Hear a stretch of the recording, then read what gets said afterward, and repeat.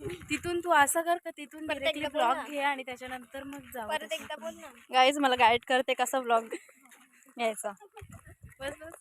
तर hi guys, आता आम्ही चाललोय महाशिवरात्रीला. कुठं, कोणत्या मंदिरावर?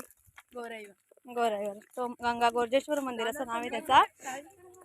आणि तो मडला आहे, आमच्याच नदीमध्ये आहे तो मंदिर. तर त्या मंदिरात आता आम्ही चाललोय. तिथे तुझा त्या डिफेंडरचे तिथे जाऊन फोटो काढ. गाई त्यांचा कुत्रा पण याच्या सोबत आलेला आहे. तुम्ही यावर्षी बग्गीमध्ये कशाला गेली नाही बैलगाडीत? आमची बगी इकडे येऊ शकत नाही म्हणून आम्ही इकडे आणली नाही.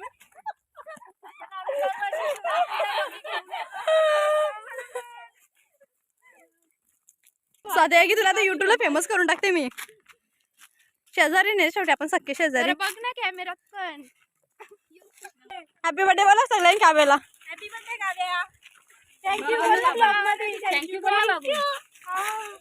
बरं ना. खूप आंबे होते पण पहिले तोडून टाकले आता त्यांनी. 500 रुपये देत. गाईज आजोबा आम्हाला रस्त्यात भेटलेत आणि आजोबांनी पैसे द्यायला घेतलेत. बघू शकता तुम्ही सगळ्यांना. 50 रुपये. आजोबा दरवर्षी रस्त्यातच भेटतात आणि रस्त्यातच पैसे वाटतात आम्हाला. अजून इकडे मागे पण आहे.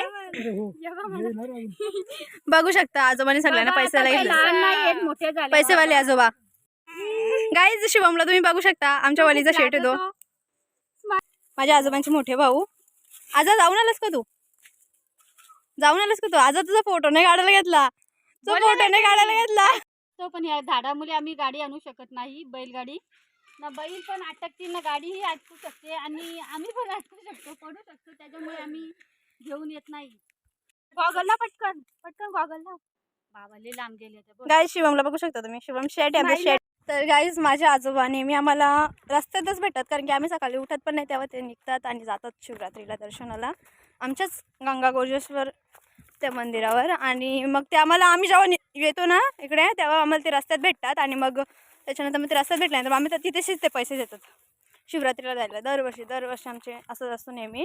आणि मी लहान होते तेव्हा आम्ही सगळे यायचो. माझे स्कूल फ्रेंड्स जे होते ना त्यांच्यासोबत आम्ही यायचो. आम्ही सगळे पोरी यायचो.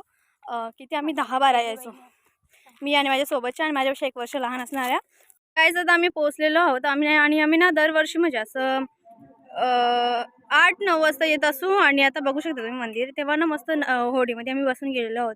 2 वर्ष मी आणि करुणा दिदी आम्ही दोघी जायचो. संचिता असायची सोबत. आलो पण आम्ही आता दोघीच राहिलो. फक्त 2 वर्ष. त्याच्या अगोदर असं नव्हतं होत, म्हणजे तेव्हा आम्ही पूर्ण गँग घेऊन यायचो. आणि यावर्षी पण मी आलेच माझी पूर्ण गँग घेऊन.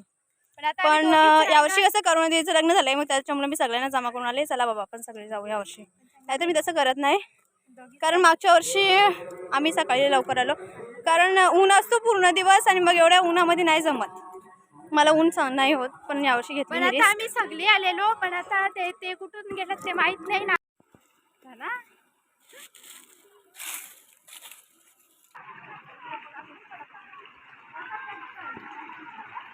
गाई ती खूप वैतागलेली आहे का, त्याच्यावर काहीच करू शकत नाही. तिला उपवास पण आहे. अरे जा तिकडे. गाईज आता आपण पोहोचलेलो आहोत, बघू शकता तुम्ही. तर गाईज तुम्ही बघू शकता आता आम्ही पोहोचलेलो आहोत मंदिरामध्ये. हा मंदिर आणि ही नदी पूर्ण नदीमध्ये हा मंदिर. आणि वरती त्या पायऱ्या दिसत आहेत ना, तिथे जत्रा आहे.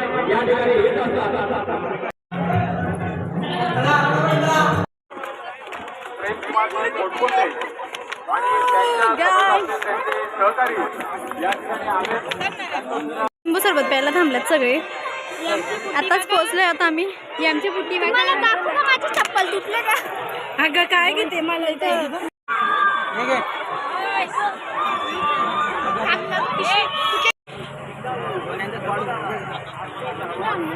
विनायक काहीतरी बोल ना तू ब्लॉग मध्ये.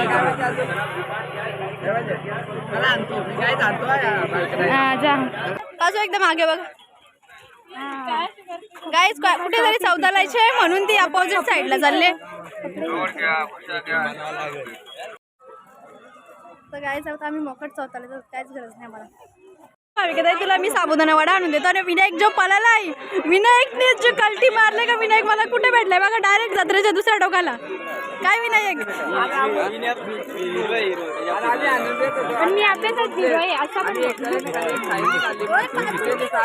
ताप नको मारू विनायक, ताप नको मारू. आपल्या वलीच तू साईडला तर बोला पण नाही काही खातात का. साहिल आपल्या वलीची शान आहे ना विनायक. सबस्क्राईब करा, लाईक करो, शेअर करो.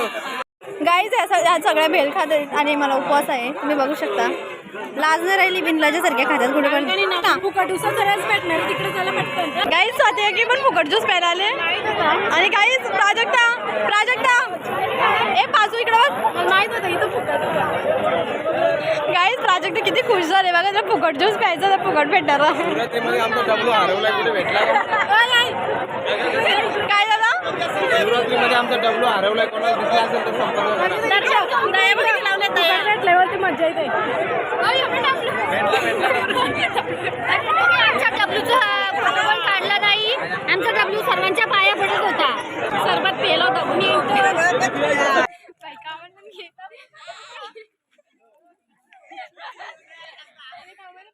तर काय आता आम्ही घरी चाललेले होते, तुम्ही बघा ही अवस्था. शॉर्टकटने आम्ही चाललोय. गाईज तुम्ही बघू शकता या शॉर्टकटच्या रस्त्यातून लोकांचा कसा स्ट्रगल चाललाय. ऍक्च्युली इथून खूप जास्त पाणी आहे ना, त्याच्यामुळे कोणाला जाता येत नाही इथून. पाचू काय विषय तुझा? मी तर नाही जाऊ शकत बाबा, घेऊ ब्लॉग मध्ये रोशनी मला घे, मी पडन.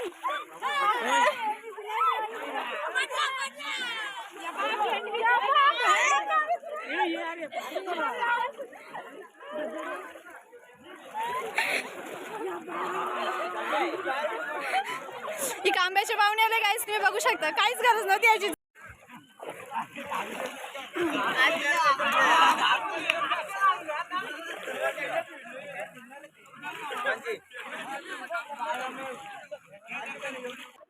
तुम्ही बघू शकता लोकांचं स्ट्रगल इथे. आता निघालो आम्ही घरी जायला सगळे, आणि झाला 1:30 वाजला असेल. आम्ही लगेच निघालो, जास्त थांबलो पण नाही.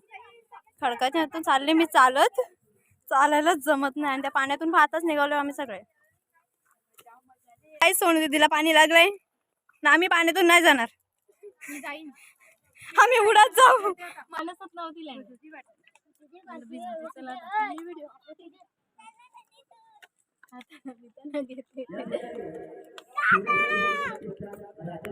ब्लॉगचा एंड आम्ही आता इथेच करतोय. जंगलातून चाललो आम्ही चालत. पाचू ताईला घरी नाही जायचं कारण तिने काहीच शॉपिंग नाही केली. गाईज पाचू नुसती जत्रेमध्ये ना फुकट बघत होती सगळा.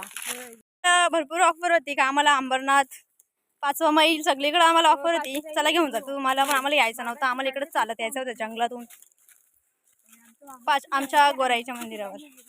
5व्या मैलावर जायला आम्हाला इंटरेस्टच नाही, काहीच फायदा नाही 5व्या मैलावर जाऊन. आम्हाला इथेच यायचं होतं बा, म्हणून आम्ही आलो आज इथे. चला आपला ब्लॉग आज इथे संपतो. Bye bye.